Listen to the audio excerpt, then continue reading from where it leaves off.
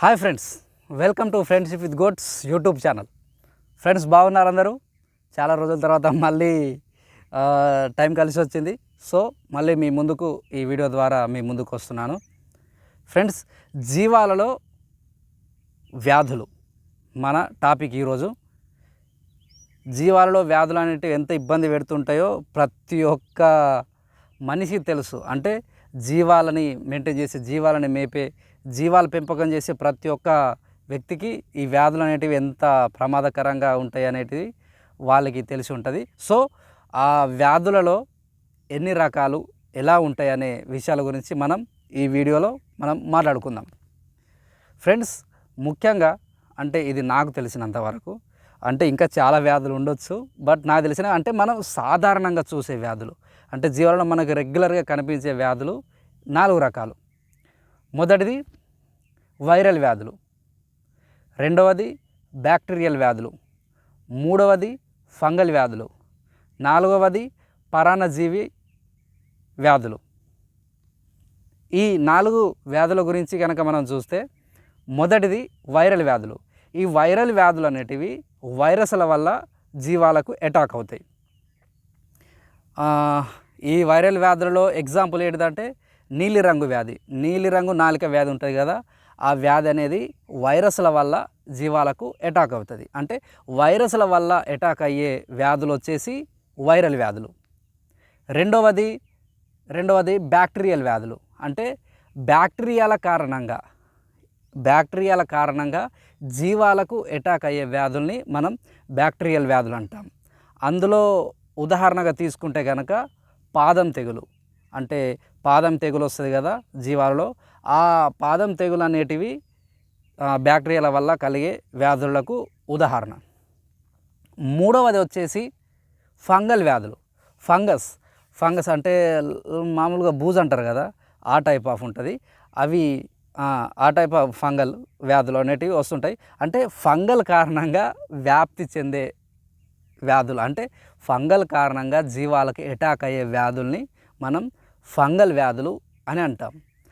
ఈ ఫంగల్ వ్యాధులలో ఉదాహరణ ఏమిటి అని అంటే ముఖానికి తామర రోగం వస్తుంది కదా, ఆ తామర అనేది ఫంగల్ వ్యాధులకు ఒక ఉదాహరణగా మనం చెప్పవచ్చు.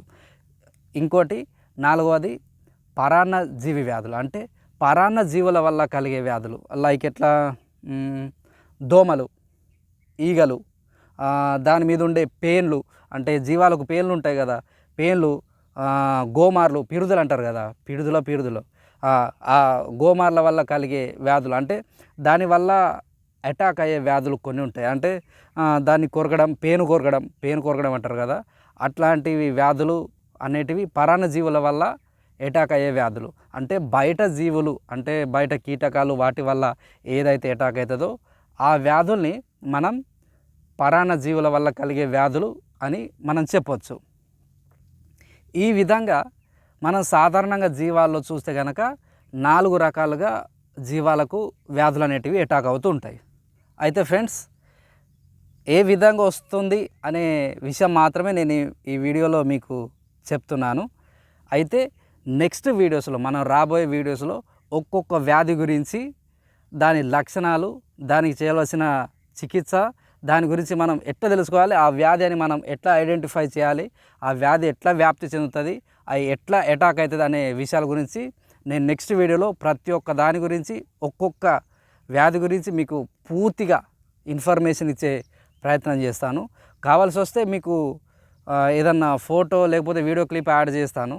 అది వేరే ఒక్కొక్కసారి ఏమవుతుందంటే, ఇప్పుడు నా దానికి మా జీవాలలో దేనికి ఏది లేకపోయినా నేను దాని గురించి చెప్పాలంటే నేను యూట్యూబ్లోనో ఎక్కడనో ఒక వీడియోది క్లిప్ తీసుకొచ్చి యాడ్ చేయడం అవుతుంది.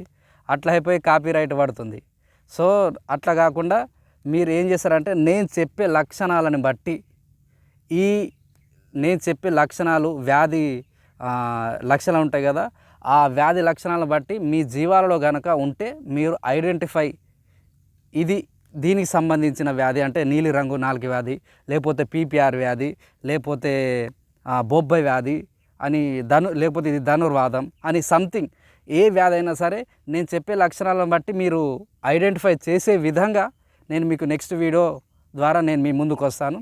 నెక్స్ట్ వీడియోస్లో మనం ప్రత్యేకంగా వ్యాధుల గురించే మనం మాట్లాడదాం.